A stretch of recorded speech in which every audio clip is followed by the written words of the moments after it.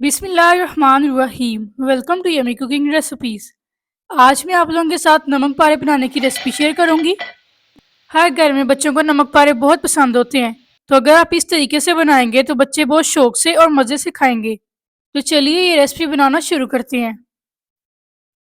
इस रेसिपी को बनाने के लिए सबसे पहले मैंने आधा किलो मैदा लिया है और उसके अंदर मैंने 2 टीस्पून साल्ट डाल दिए।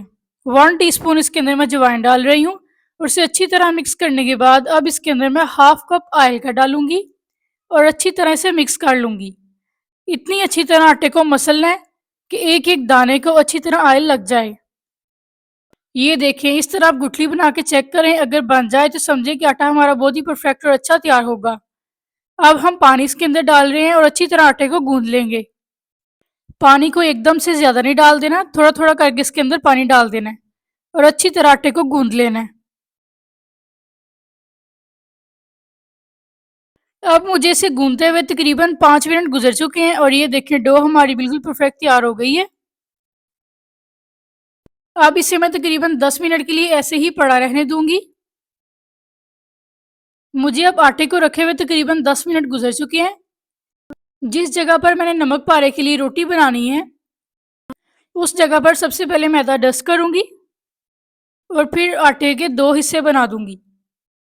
अब इस पेड़े की मैं बड़ी सी एक रोटी तैयार कर लूंगी। अगर अभी तक आपने मेरे चैनल को सब्सक्राइब नहीं किया तो सब्सक्राइब कर दें, साथ में बेल आइकन का बटन ज़रूर प्रेस करें ताकि मेरी हर आने वाली नई वीडियो सबसे पहले आप तक पहुंचे। ये देखिए, मैंने बड़ी सी एक रोटी तैयार कर ली है। अब चारों किनारों से इसे मैं कट कर लूंगी। इन किनारों को आपने ज़ाया बिल्कुल नहीं करना, इसे एक साइड पे रख देना है। इसके बाद मैं आपको ये भी बताऊंगी कि इनका हमने क्या करना है। रोटी आपकी ना ही ज़्यादा पतली होनी चाहिए और ना ही ज़्यादा मोटी होनी चाहिए, बिल्कुल नॉर्मल होनी चाहिए। और ये देखिए, किनारों से मैंने कट कर लिया है। अब दरमियान में एक कट लगा दूंगी। अब मैं इसकी अपोजिट डायरेक्शन में थोड़े थोड़े वक्फे से और कट लगा दूंगी।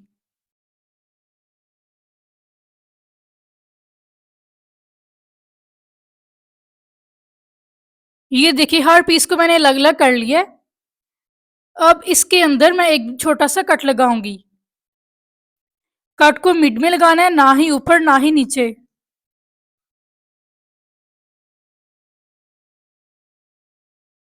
हर एक में कट लगाने के बाद अब मैं एक एक को पकड़ के इसे ऊपर से फोल्ड करती जाऊंगी।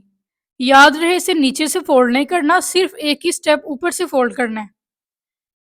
और ये देखिए कितनी परफेक्ट और कितनी अच्छी शेप तैयार हो गई है। अब मैं सबकी यही शेप बना लूंगी। ये देखिए, सबको मैंने प्यारी सी शेप दे दी है। तो चलिए मैं अब आपको ये बताती हूँ कि जो किनारे हमारे बच गए थे उसका क्या करना है। अब इसको बेलने के साथ थोड़ा सा मैं सीधा करूंगी। अब इसके अंदर मैं कट थोड़े से तिरछे लगाऊंगी।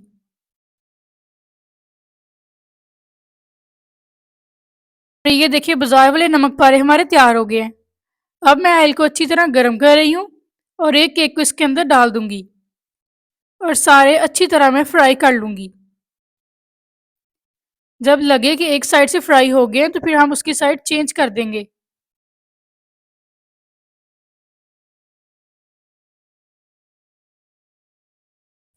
ये देखिए, कुछ टाइम बाद नमक पारे बिल्कुल परफेक्ट तैयार हो गए हैं। अब इसे मैं निकाल रही हूँ।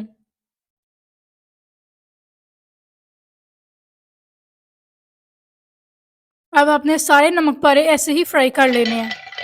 अगर आपको हमारी ये वीडियो अच्छी लगी तो जाते जाते चैनल को सब्सक्राइब, लाइक एंड शेयर करना ना भूलें। दुआ में याद रखें। अल्लाह हाफिज़। हम फिर मिलेंगे एक नई ऐसी ही मज़ेदार रेसिपी के साथ।